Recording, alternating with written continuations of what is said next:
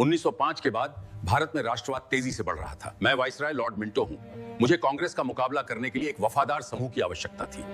मैं MAO college का principal Archibald हूं। मैंने मुस्लिम लीडर्स को सजेस्ट किया कि वाइसरॉय शिमला में हैं, ये डेलीगेशन ले जाने का सबसे सही वक्त है।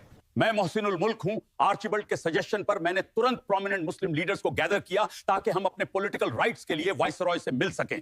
मैं आगा खान थर्ड हूं। 1 अक्टूबर 1906 को 35 एलीट मुस्लिम लीडर्स का डेलीगेशन लेकर शिमला पहुंचा, जिसे हिस्ट्री में फेमस शिमला डेप्यूटेशन कहा गया। हमने वाइसरॉय के सामने एड्रेस प्रेजेंट किया।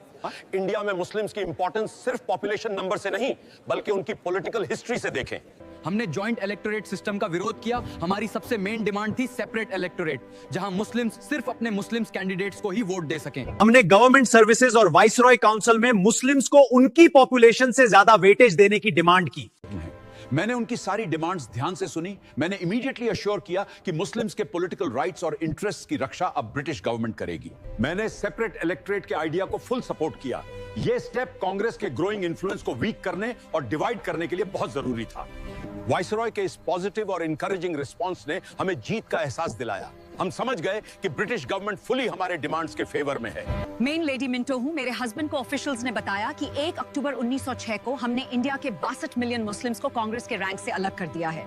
मैं मौलाना आजाद हूं। मैंने शिमला डेप्यूटेशन को एक कमांड परफॉर्मेंस कहा, क्योंकि ये ब्रिटिश गवर्नमेंट द्वारा ही रचा गया एक बनावटी नाटक था।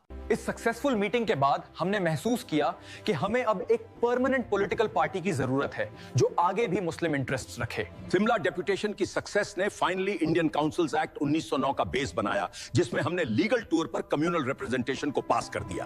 ब्रिटिश इंकरेजमेंट की वजह से ही इसके तुरंत बाद दिसंबर 1906 में ढाका में ऑल इंडिया मुस्लिम लीग की स्थापना इजीली हो पाई।